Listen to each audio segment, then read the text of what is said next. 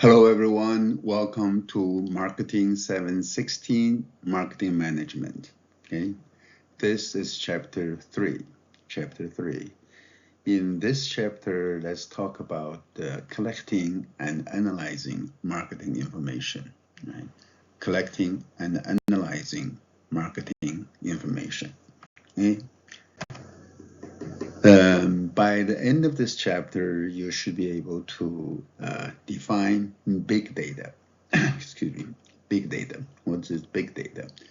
Describe how marketing information is collected and analyzed through a situation analysis. You should be able to differentiate the internal environment, the customer environment, and the external environment, okay, of a firm, okay? Internal, customer, and external environment. And you should be able to understand how marketing data and information is collected. Okay? And also identify problems that can occur during the data collection process. Okay? So let's give a first introduction. Right? Marketing analytics. You've probably heard a lot about this, and some of you may be taking another marketing MBA class called business analytics. And I'm teaching that one also, right? There's a separate class, MBA class called business analytics. In that class, we'll focus more on the statistical tools, right? In this class, since this is a marketing management class, we focus on the marketing information and analytics, okay? So what is marketing analytics? It's the optimizing insight from data collected to make marketing more efficient and effective, right? So you use optimize the insight from the data we collect and to make your marketing more efficient and effective. Effective. That's what marketing analytics is about, right? So you may ask your question that's like, how effective are our current marketing efforts? Yeah, I'm sure every company is engaging in some marketing activities, but is it effective? Right? Effective. Right? And how marketing dollars should be efficiently and effectively deployed, right? Efficiently and effectively deployed, right? How efficient, the efficiency of your marketing effort. Okay? Marketing and advertising should be agile and flexible, right? It should be agile enough and flexible enough, right? You need to focus on customer behavior, customer intelligence, and marketing optimization, right? That's the objective here in marketing analytics. Okay? Let's start with data, big data, right? Everyone talking about big data. What is big data? Yeah, very simple. Large data sets from massive structured and unstructured sources. Right, from structured to unstructured sources. The data could be from, for example, scanner data. All the retail chain stores over the years have collected tons, massive amount of scanner data, right? Use of social media. The social media, people talk about a certain product, a certain company, or a certain business, and those are data, tons, massive amount of that. That's also big data, right? So, but to be called big data, it has to be analyzed, to be able to be analyzed and used to support strategic planning, right? And big data is only as good as the analysis of the data. Like, for example, the scanner data is scattered, it's unorganized. If you look at it, it doesn't tell too much, right? You have to analyze it to come up with some insight. So the big data is as good and only as good as analysis. Okay? You must develop useful, actionable information in a timely manner. You can see that, right? Has to be action-oriented and also timely. You don't want to have a data that's too old, right? Business situations, business conditions, business environment 10 years ago is probably not of much relevance to what we have today. Okay? And there are enormous opportunities and challenges in analyzing big data. Okay? The source of business data, big data, as I said, mobile devices, internet search, and credit card transactions, beacons, AI monitorings, observations, you name it, tons of data. Okay? Benefits of big data. We can use big data to make trend predictions. From past data, we can make prediction about the future. So making predictions, right? You can use big data to set your price, right? To formulate your price strategy, your price information. Okay? You can use big data to forecast demand for certain things of interest to you. You can use big data to forecast, right? There are different statistical tools that you can use to do the forecast. Okay? You can use big data to personalize approach, reach individual customers with the personalized communications or offerings and other things. Okay? You can use big data to improve your service improvement. Okay? And of course, you can use big data to get more sales increase. These are all the benefits of big data. Okay? Huge benefits of big data. Okay? Situation analysis and marketing analytics. Okay? How are these two related? Yeah. In your situation analysis or in your marketing analytics to collect data, you do you collect internal environment information from internal environment, like your objectives of the company, your strategy, and your performance, right? And also resources you possess, or you need to acquire, right? The corporate culture and the structures, right? And that's the internal environment that you need to understand to do your situation analysis. And also customer environment about your current customers, right? Current customer. How do they use your product, right? The product you use, how do they use your product? You may be surprised, they may find different ways, different usage of your product that you may not think of, right? Where and when purchased, and why do they or don't they buy our product? Okay? They might have bought some before, but then stop buying. Why is that? Why did that happen? Right? If not buying from us, where do they buy from? Where do they buy from? Your competitors, overseas. Okay? You need to find that out. Okay? In your customer environment analysis. Then there's the external environment. That's the competition, industry competition, economic growth and stability, and political trends and legal and regulatory concerns. Right? We have seen we are witnessing lots of changes in the political arena, and also regulations or deregulations, and also legal infrastructure. We see a lot of changes there. And also technological advancements and social culture trends. Okay? What are the newest technologies? How does that technology affect us? Everyone is talking about AI, right? AI. And the social culture trends. And people of your generation, Generation Z, or Generation X, Generation Y, baby boomers, will have different social interactions and social culture trends. Okay?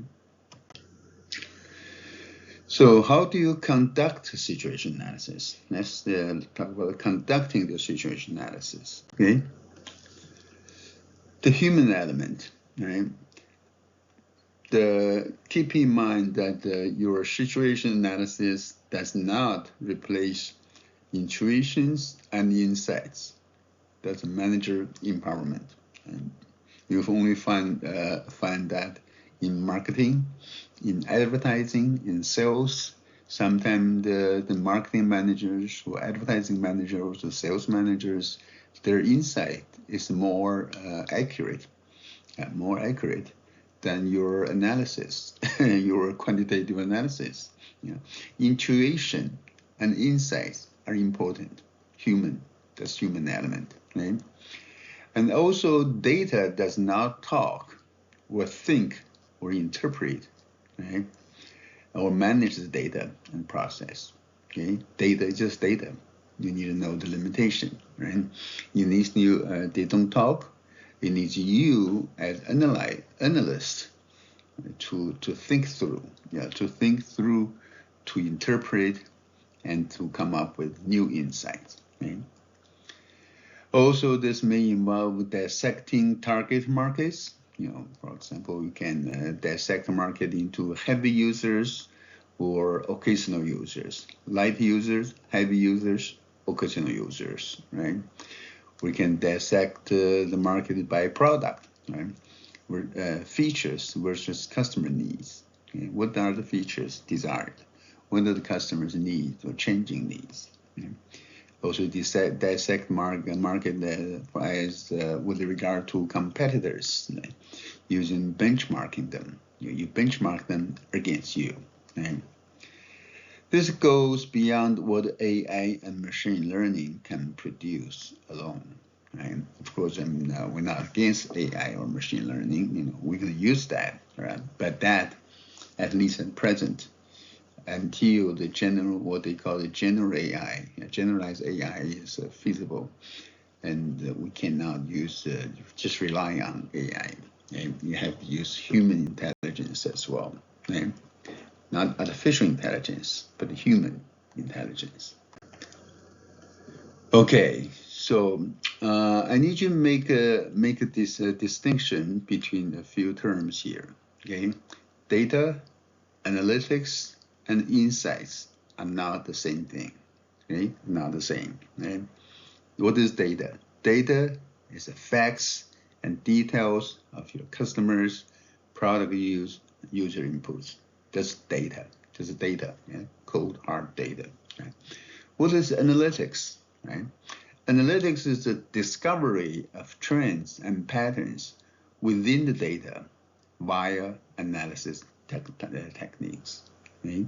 Analysis, right? You discover trend and patterns, right? Trends and patterns. The data does not give you or does not automatically yield you a trend or a pattern.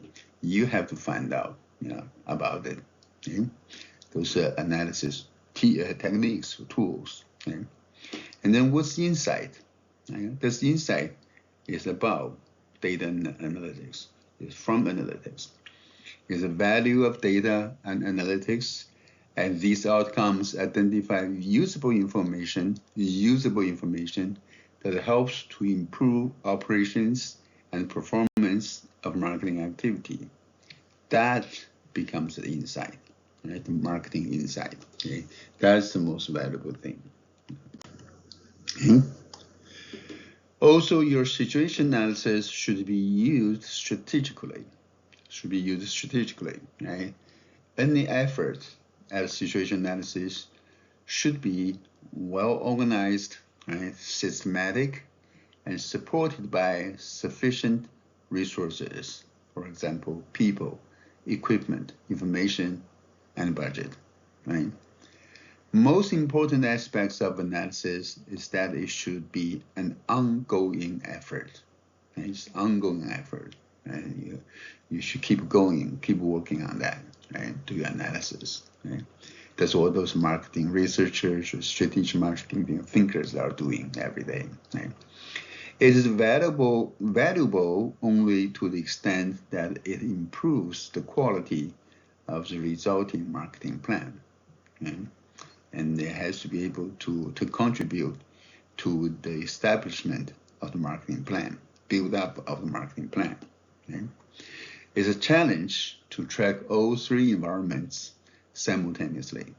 All three environments simultaneously, internal, customer, and external at the same time. Okay? Keep that in mind. Okay?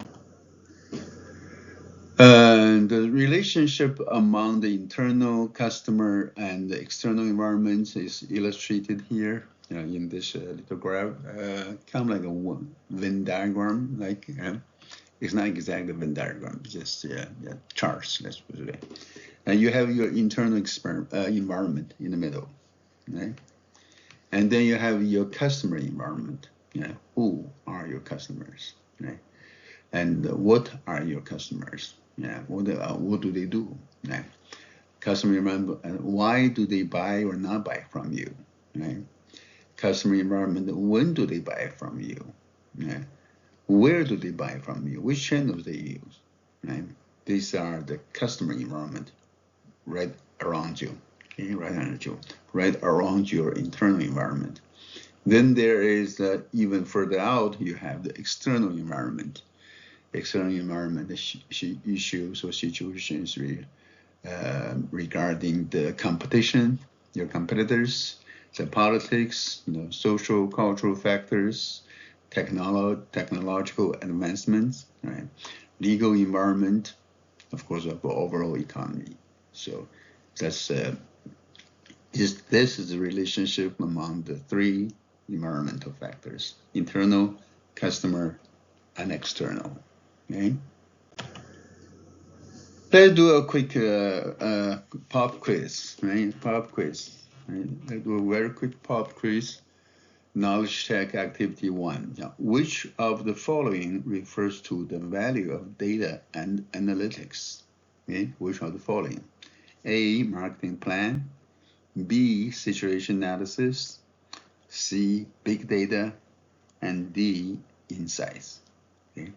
I want you to pause for a minute or two and think about that. Think of these questions. And when you're done, when you come up with the answer, have an answer in mind, click continue.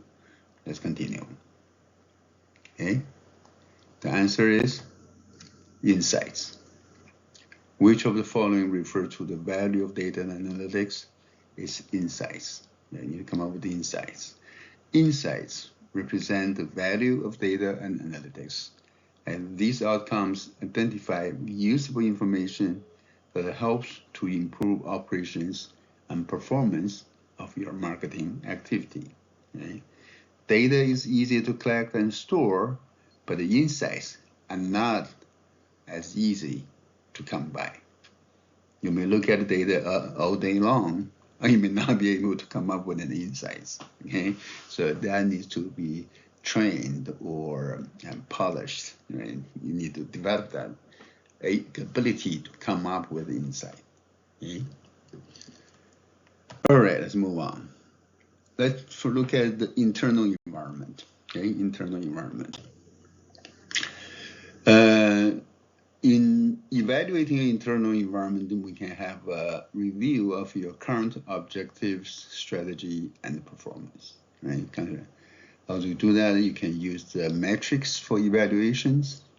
Certain metrics for evaluations. Our companies use that, like a sales performance, and by salesperson, by product categories, by geographical areas, by industry sectors, etc. Right?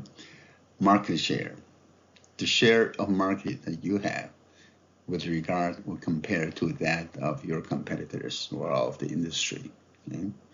And or the growth rate, of your market or your sales. Okay? Companies use dashboard. A dashboard, the marketing dashboard, is visually representative of the results of measured metrics. Okay? They can use real-time monitoring of the brand information, product line, market, business unit, etc. There are some causes for concern in examining your current objective, strategy, and performance. Right? And for example, maybe you have the wrong marketing goals and objectives. That's something you need to raise concerns about. Okay? Flawed marketing strategy. Your marketing strategy was initially designed to be with flaw. Now that's not good, right? Or you may have a perfect strategy, but implementation is poor. Have you seen that? They have great plan, great marketing plan, marketing strategy, outstanding, but it's poorly implemented. That's not good, right? Or you may have missed or ignored the macro changes in the economy, right? Macro exchanges, and or you fail to notice changes in technology, okay? Or maybe there are already changes in consumer sentiment, but you had no clue about it, right? You have no clue about that, okay? These are all areas of concern, right? Let's take example of a company strategy shift, strategic shift by company, Ford Motor Company. Okay? They moved the Ford Motor Company. Of course, we know one of the largest, automakers in the world, in the country, big three. They moved from head of strategy to COO. COO stands for Chief Operating Officer, right? And they eliminate slow-selling smaller cars. Slow-selling smaller cars, they got rid of that. Okay? And they're developing and delivering new electric vehicles, EVs. They move on to that. Okay? Data and AI will play a pivotal role in servicing. They call it connected cars, EV cars. Right? They have a dedicated commercial line of vehicles, and also focus on the number one vehicle sold in the United States by Ford is Ford 150, F-150 trucks. Yeah. We see a lot of that on the road. Okay, that Ford Motor Company, they're making a strategic shift in their focus. Okay. Also, when you do situation analysis, you need to be careful about the availability of resources. Do you have the resources available? Okay.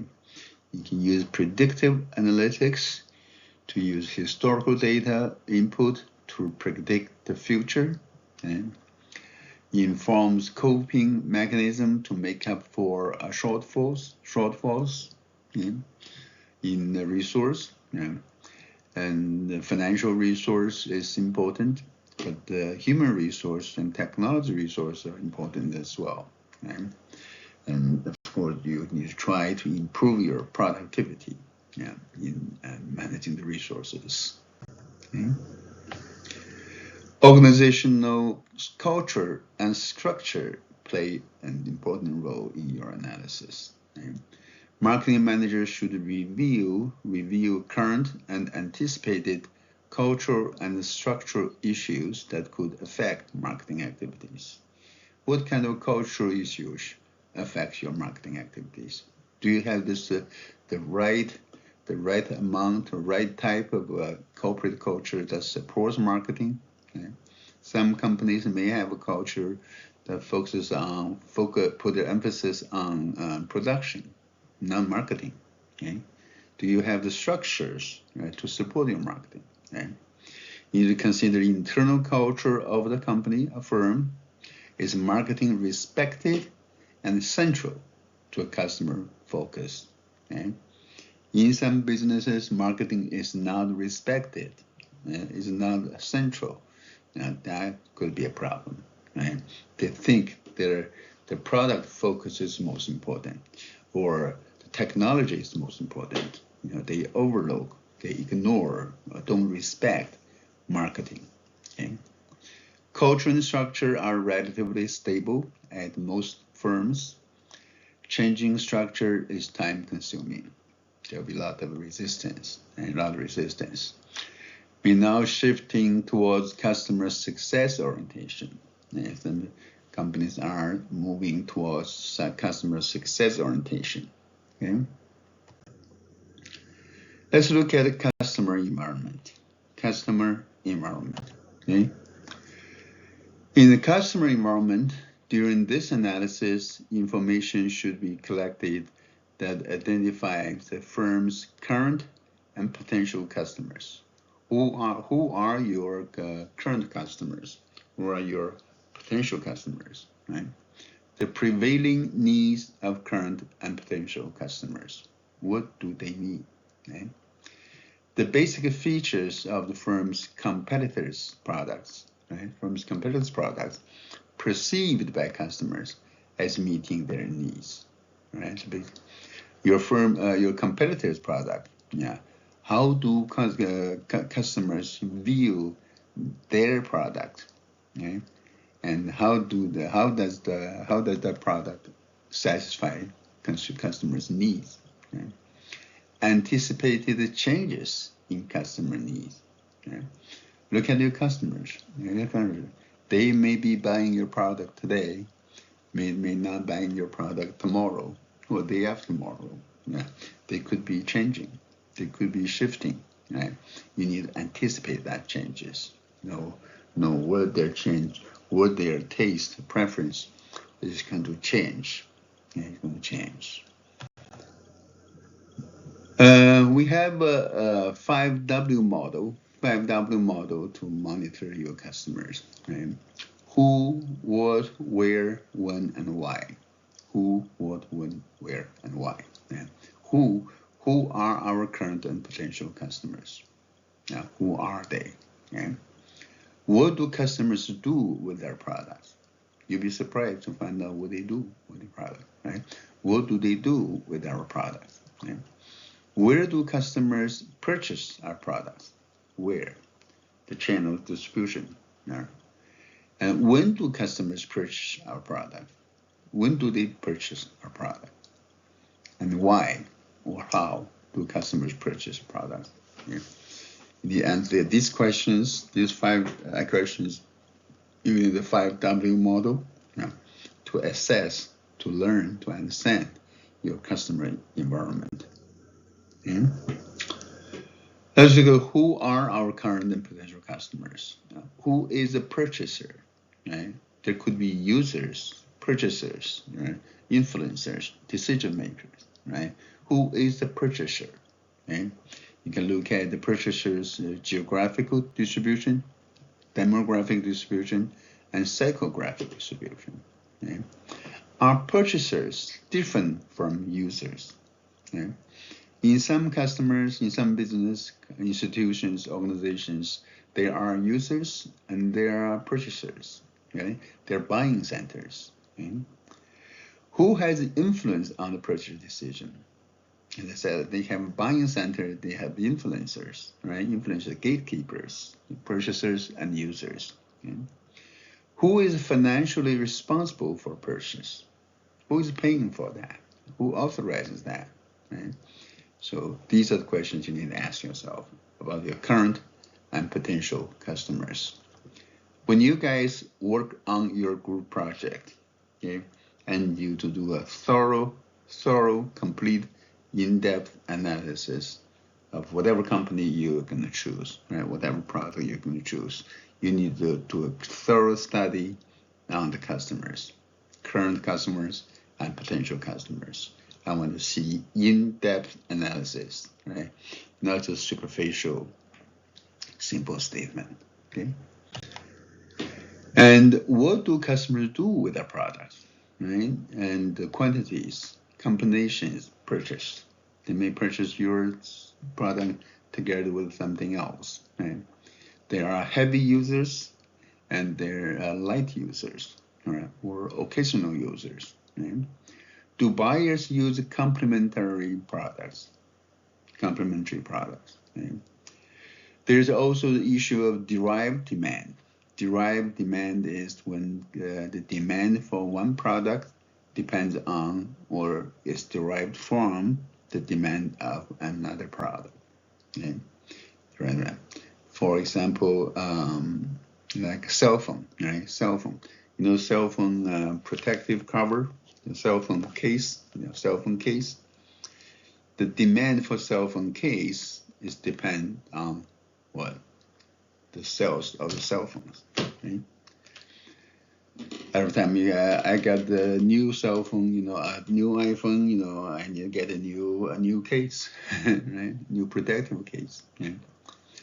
What is done with the product after use? How do they dispose of it? Right? How do they dispose of it?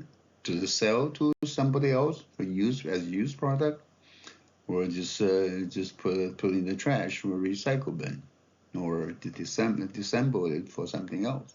Yeah. Any recycling of product or packaging. Okay? These are things you need to pay attention to and find out. Okay? Next W is, where do customers purchase our product? Yeah. Where do they purchase it? Yeah. What types of vendors is involved? Okay? Is online or in store? Right? Is direct from the seller or through e-commerce, direct marketing, and catalogs? Yeah. Are purchases from non-stores increasing? You need to pay attention to that. Right? There are non-stores purchasing. Is that on the rise or what? Okay. So you need to find out, where do customers purchase your product? When do customers purchase our products? The next W, right? Is there seasonality to buying, right? The impacts of weather, of course, is a factor, but is there seasonality? Many products have no seasonality. Right? So the demand is the same, remains the same throughout the year. Over the year after year, throughout the year, it remains the same. Right? Some products are definitely seasonal, right? Cyclical and seasonal. Yeah, you need to find out about that by analyzing demand data, sales data. Right? Do promotional events after buying. Yeah. Do you want to do promotional events affect buying? Sorry. Okay. You may have some promotional campaign, right? Advertising campaign, promotional campaign, events, offering premiums, coupons, or other things, advertising campaign. And does your promotional activity affect buying? Is there a relationship in the rise or fall in sales with together and corresponding to the promotional activities? Okay? You look at that. Right? Are there other variables that impact when a purchase occurs? Right? Physical, social surroundings, right? Drinking a particular beverage when out, purchasing high habits change on vacation, right? Time pressures, purchasing tasks, all these are variables that may affect, when customers purchase your product. Okay? You need to find out about that. Okay. Next one is why. Why do they purchase your product? Or how do they purchase your product? Right? How do our products compare to competitors' products? Okay? How do our products meet customer needs versus that of competitor's product? Are customer needs changing? Customer needs changing. Therefore, we may need to come up with the new, different features for future customers. Okay? How are products paid for? Do they pay cash, pay by credit, or other ways? Okay? Customer loyalty or transactional issues. Okay? How can we enhance customer relationships? Okay? These are things you need to look at, okay, as to why customers purchase a product. Okay? And another question that's maybe more important is, why do customers not purchase our products? Why don't they purchase our products? Instead, they purchase our competitor's product. Right? So what needs do our products not meet? What kind of customers' needs do our products not meet, not capable of meeting. Okay? What beats us in competitive advantage? What beats us in competitive advantage? In other words, what do the competitors' products offer that we don't? Okay? Marketing misalignment with market. Is your marketing mix? Remember the marketing mix? What is marketing mix? The 4 P's. Is that misaligned with market? Okay? What is the potential for non-customers conversion? Yeah, is there potential for non-customers to convert to become our customers? Okay? Social media has given good cues with online reviews and social posts. Right? There are a lot of online reviews, a lot of social posts. You better study that. Yeah, your marketing researchers better study that carefully, extensively, and to find out about the reasons why do customers not purchase our product. Okay? And let's look at some real world example. Cleaning up the e-waste. E-waste. We have a lot of electronic stuff, right? Locally, I know there was a organization, nonprofit organization, that had offer in my city. They offer electronic waste pickup service. They got a big dumpsters and ask you to put all your unused or old, old-fashioned or broken electronics, dump them into that big dumpsters. I don't know what they do with that. So anyway, electronic waste or e-waste is a major problem for electronics manufacturers, right? State and local governments and U.S. Environmental Protection Agency, EPA. In this country alone, in the U.S. alone, $55 billion worth of e-waste is thrown away each year. Think about that. $55 billion. Yeah, that's a lot of money, right? A lot of money. E-waste is thrown away each year. Only 19 states ban electronics from landfills. The other states, you can put them, the electronic waste, e-waste into the landfills. Right? I don't know how long it takes for them to decompose. Something may never. Okay. Electronics industry established electronic manufacturers recycling management company. They actually set up a company like that to do the recycling. Yeah, hopefully they do a good job. Yeah, others use third-party recyclers. Yeah. Goodwill Industries. Yeah, surprising, right? Goodwill Industries actually created the Reconnect Partnership. Dell Computers provides training, financial support to refurbish old computers. Yeah, they have old computers. Dell helps them to refurbish. Right? That's good. Yeah? And many companies publishing formal policies on this issue. Okay. All right. Next, let's look at external environment. Okay. For that, you need to look at your competition. You need a competition, right? They are brand competitors, product competitors, generic competitors, and total budget competitors. And what are these? What are those? Okay. Brand competitors. Brand competitors, they market products with similar features and benefits to the same customers of yours at similar prices. Okay, that's brand competitor, different brand. Right? For similar products, similar features, similar benefits, same customers, similar price. Okay. Then there are the product competitors. Right? Product competitors. They compete in the same product class, but with products that are different in features, benefits, and price. right? It's same product class, but with different features, benefits, and price. That's product competitors. Then there are the generic competitors.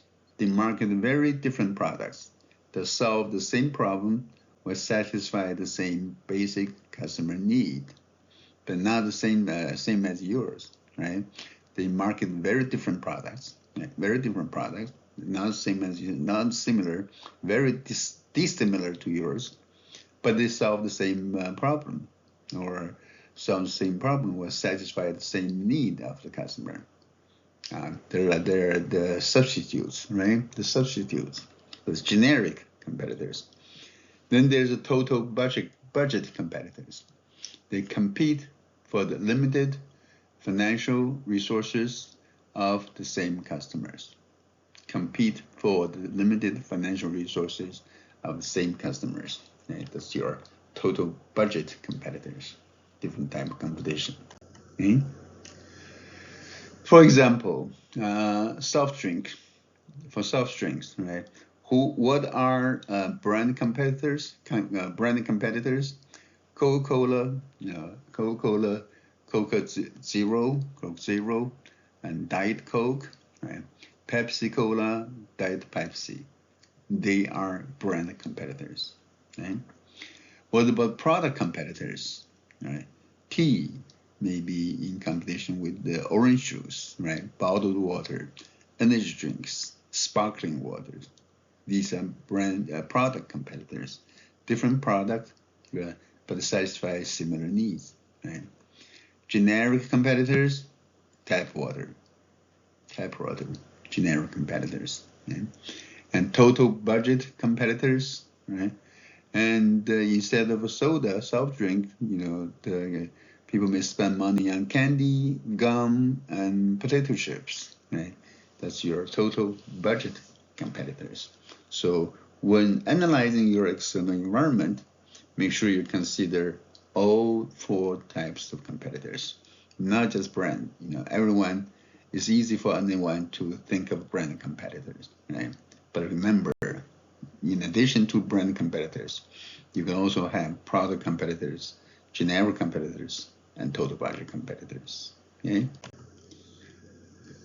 Competitive analysis. There are stages in your competitive analysis. Okay? When you do analysis, you need identification, characteristics, assessment, capabilities, and response. Okay? In the identification stage, you identify your current and potential brand, product, generic, and total budget competitors. You identify them. Right? Characteristics, you assess the size, growth, profitability, objectives, strategies, and targeting markets of each competitor. You find out about the characteristics of each and every one of them. Okay? Next, assessment. You assess each key competitor's strength and weakness. We talked more about this SWOT analysis in chapter 4. Right? You need to assess each key competitor's strength and weakness. And capabilities in terms of products, distribution, promotion, and pricing. The marketing mix, right? Their capabilities in the marketing mix variables. And response. Estimate each competitor's most likely strategies and responses under different environmental situations.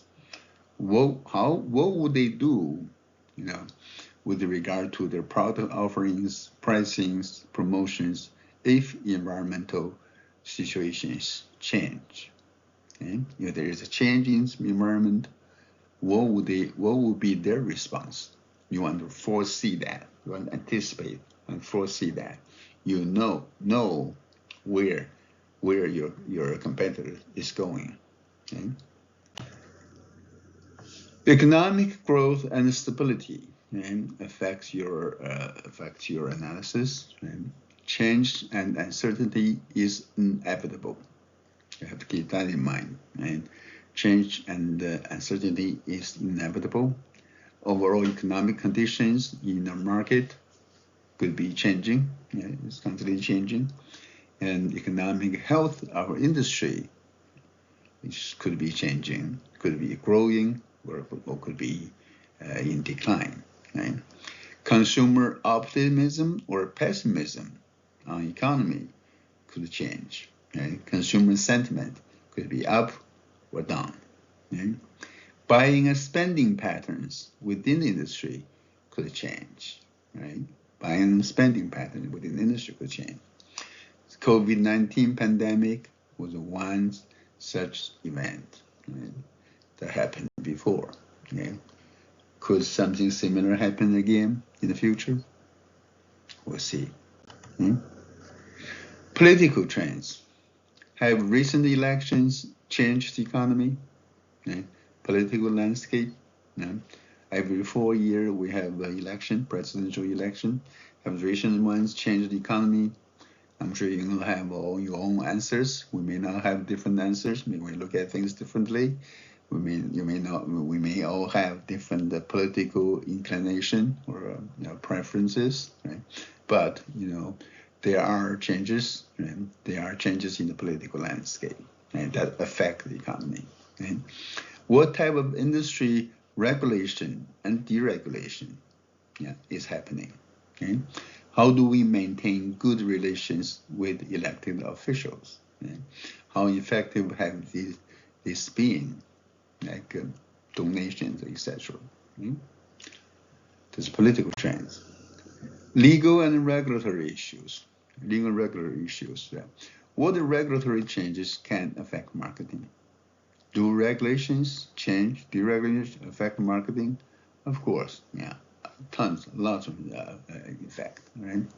Do recent court decisions inform strategy? Court decisions. Do you follow court decisions? Well, many courts, state court, specialty court, federal court, appellate court, Supreme Court, and their decisions affect not just the individual, every citizen, but also businesses. Okay? The recent court rulings modify our marketing activities. Yeah, may very well be affecting our marketing activities. Yeah, federal, state, and local level regulations. Yeah, will. Okay? The impact of changes in global trade agreements. Okay? In global trade agreements, either WTO or NAFTA or USMCA, or now currently, we have the trade wars, tariff wars. Those also affect your marketing and business activity. Okay? Technological advancements surely affects us, right? Technology changes impact your operations and production. Okay? Unlock greater efficiency in marketing activities. Marketing, advertising, for example, has changed forever.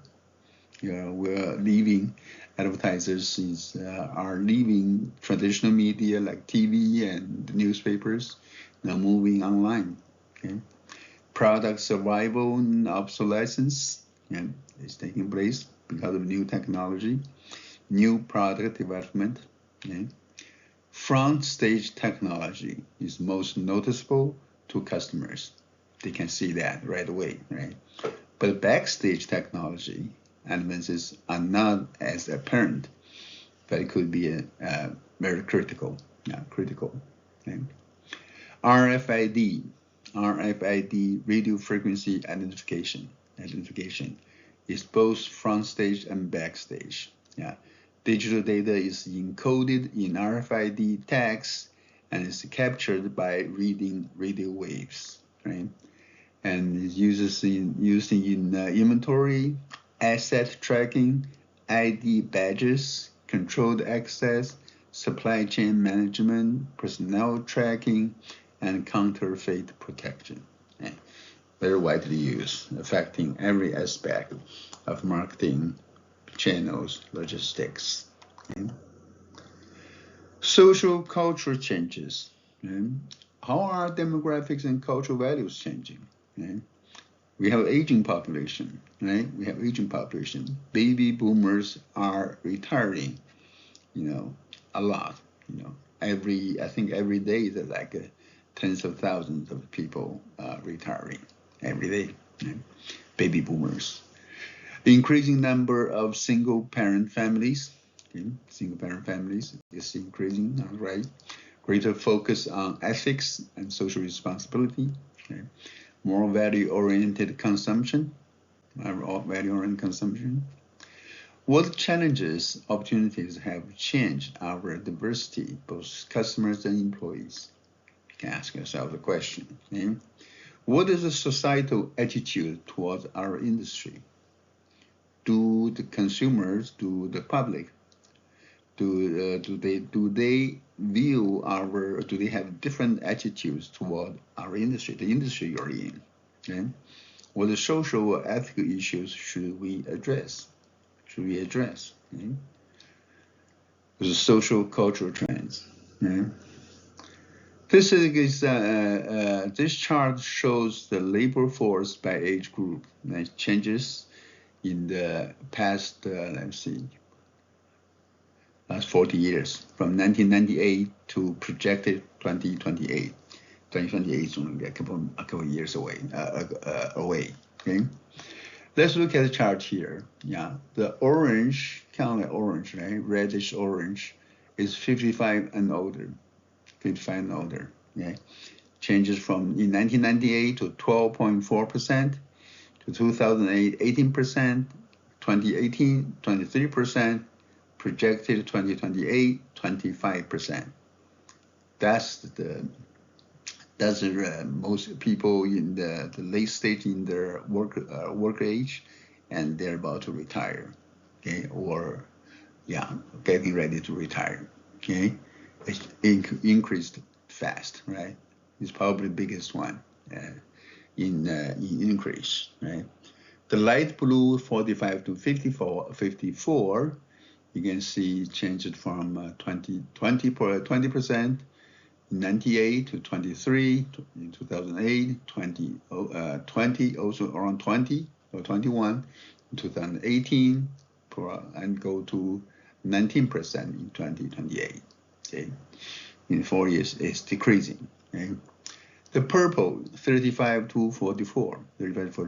What's happening here? The purple 27, 22, 20, and 22. Okay, kind of up and down, right? Up and down. Okay, the 35 to 44. The light blue or grayish blue is 25 to 34. Many of you, I think many of our MBA students are in the 25 to 45 range, I believe, the purple and light blue, right? So the light blue from 20, almost 24 to almost 22, 23, and to 22. So it's decreasing slightly, okay? The last one, 16 to 24, the young workforce, the youngest one, yeah. In 1998, it's almost 16%, then down to 14, then down to about 13, and then down to 11.5 in over the 4 years. Now that's a big shift. That's a big shift. So a lot of young people, yeah, not a lot less young people are in the labor force. Okay? That brings some major concerns. What are the major concerns? You have fewer younger people, working. That means the less Social Security and Medicare and Medicaid premiums paid, but we have an aging population. That's going to create some problem. Do you see that? Right?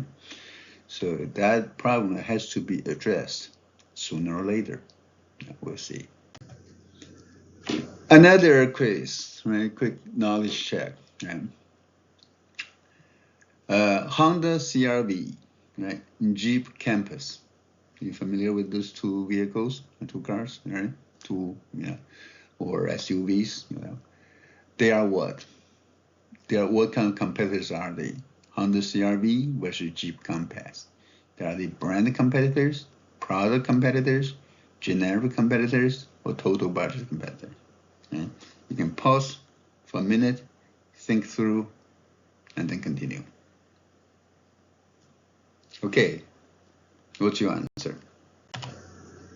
It's brand, right? It's a brand, right? Brand competitors market products with similar features and benefits to same customers at a similar price. The Jeep Compass, Ford Escape, Honda CR-V, Toyota RAV4 are all examples of brand competitors. Okay? Product competitors may include trucks and minivans, okay? Just different products, right? Generic competitors, motorcycles, or rental cars, or Ubers, okay? Total budget competitors may include vacation or home remodeling. Okay? So these are different competitors. Okay? Now let's look at collecting marketing information, data, and information. Collecting data and information. Okay? You should consider whenever you collect information, the source, you should start out with secondary information first. Remember, secondary information goes before primary information. Or primary, whenever you can, collect secondary data first. Then if you don't find any, you have to collect your own data. That is primary data, okay? Because you want to save money, save time. If somebody already collect data, you can take advantage of that. That's why you go to secondary information sources first. What are the secondary sources of information? Internal data sources, your customer purchase data, tons of them, scanner data, government sources, economy, census, business trends, from FTC, Federal Trade Commission, EDGAR database, U.S. Small Business Administration, SBA data. Okay. You can go to periodicals, books, like subscription services, major trade associations, and academic journals. Okay. You can go to social media online, like social media activities, reviews, and comments. Commercial data sources, like Nielsen's, and IRI, POS data, point of sales data, NPD group, new product development group, online consumer panels. These are all secondary sources of information that you can go try. You should try it first. Okay. Let's look at real examples here, right? Instagram. Do all of you have Instagram account? Or probably most of you probably have Twitter or X or Facebook, right? Or LinkedIn. But Instagram is a big one. They use big data to discover trends in young people. Okay? Instagram keeps users engaged, hook them, with personalized experience using artificial intelligence and big data. They know what these kids want to have, want to see, want to hear, want to experience. They use their algorithm to feed those kind of information to them, to keep them hooked. Okay? They use data gathered from user app usage. They use machine learning to create curated experience for users. Okay? They populate the Explorer page so users can discover content, encourage you to do more, try more, view more, find more. They adjust feed based on engagement, based on their engagement. Yeah. Of course, they do this on large scale with a computer. Okay? They use insights to drive product development. They use that insights to develop their new product offerings. Okay? They combine AI with the human element. Human, AI working together. They use this data to sell highly targeted advertising. And if the advertiser say, hey, I want to target, say, people from 18 to 24 who are interested in certain things, right? There are marketers who are interested in that. They're going to buy from Instagram. Instagram will make big money on that. Okay. That's the Instagram example. Okay. If secondary data is not available, you can collect primary data, the data you collect yourself, right? Primary data. The advantages and disadvantages of primary data. First, primary data is expensive. Right? I teach a marketing research class. Right? In my marketing research class, my students, they're going to do a design questionnaire, and they're going to collect data, right, on a topic they choose. Right? So for industries, for real companies, real world, it's very expensive, and time-consuming to collect primary data. Right? Given an option to incomplete dated data, okay, allow pinpointing your particular needs, advantage of that, okay, is trustworthy due to the level of control. Right? You have good control of how data is collected. Right? The source of the primary data, direct observation, observing. Right? You can use a focus group study. Get a group of 6, 5, 6, 7, 9 people in a focus group. You can do surveys, use it extensively, surveys. And you can even conduct experiments in a lab, in-lab experiments or field experiments, okay, to collect primary data. Okay. There are problems in data collection you need to overcome. Okay. First one is incomplete information. Yeah. You need to define your problem clearly so as to get complete information. Okay. It's expensive to collect environmental data, so you need to find alternate partners. Collaborate with a college, for example. Okay. And the time-consuming process. Time-consuming. Maybe you use online data retrieval sources, the secondary data. Okay. And it's also challenging to organize vast data amounts. Okay. You convert data and information into a form that will facilitate strategic development. Okay. That's the issues, problems in data collection you need to overcome. Okay. There are some trends in marketing analytics, real-time data analytics, on the go, real-time data analytics. Right? Accurate picture of needs, wants, and how customers engage, real time. Okay? Social media, internet make that possible. Okay? Rise of customer relationship management, CRM. Okay? You can gain personalized customer experience information from that. Okay? Content creation fueled by AI, artificial intelligence.